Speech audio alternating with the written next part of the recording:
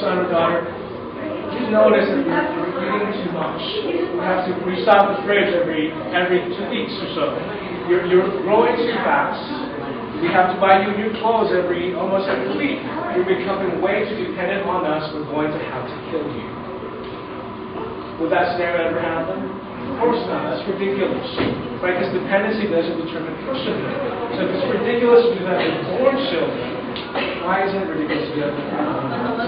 Simply because they're dependent.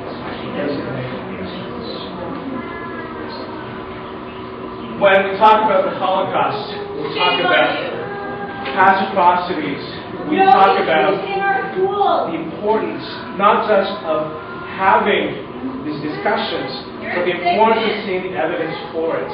This is a picture I was taking when General Patton liberated one of those concentration camps. When he liberated the camp, he saw what was going on inside that camp.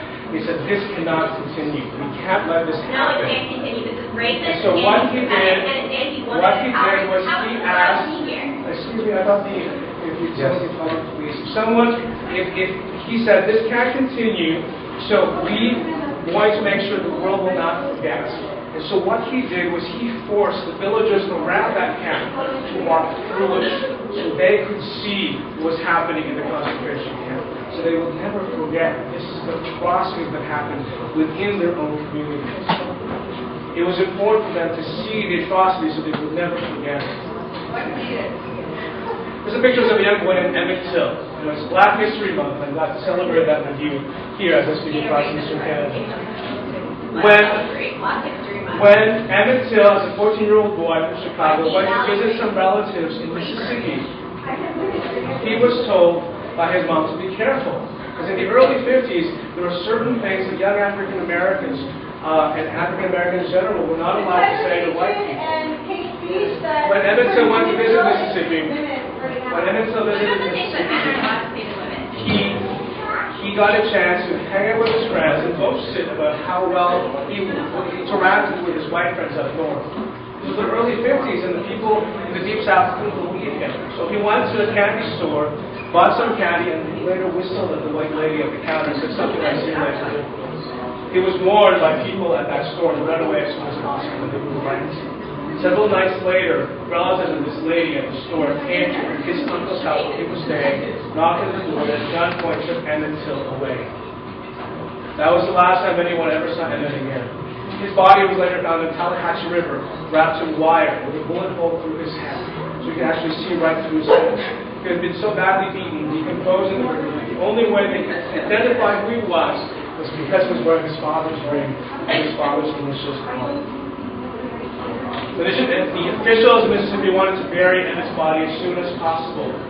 But baby Till, back home in Chicago, his mom insisted they send the body back up there. And when they did, the coroner was promised that he would keep the casket closed. But Emmett's mom, Mamie, said, "Sir, give me a hammer, because I'll open the casket myself, because the world needs to see what they did to my boy."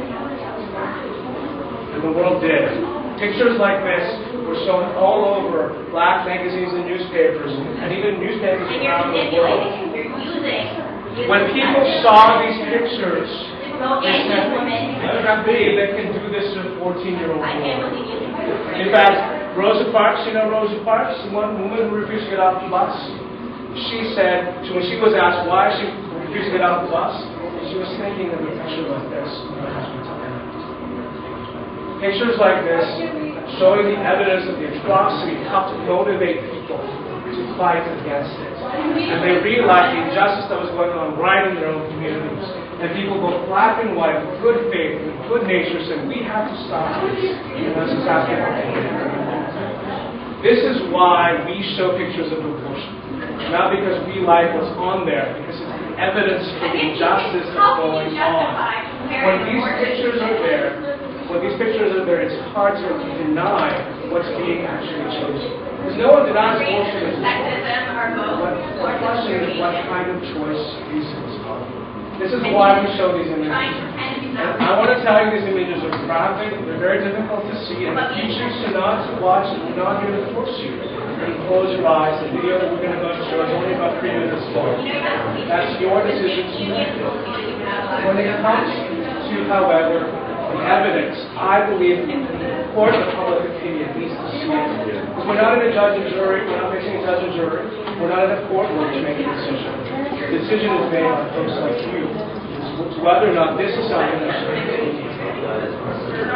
When I saw this video, I remember this woman that I met in Winnipeg, who told me that as I finished my presentation, she came up, she said, you know, that picture really, really hurts. Because I had an emotion.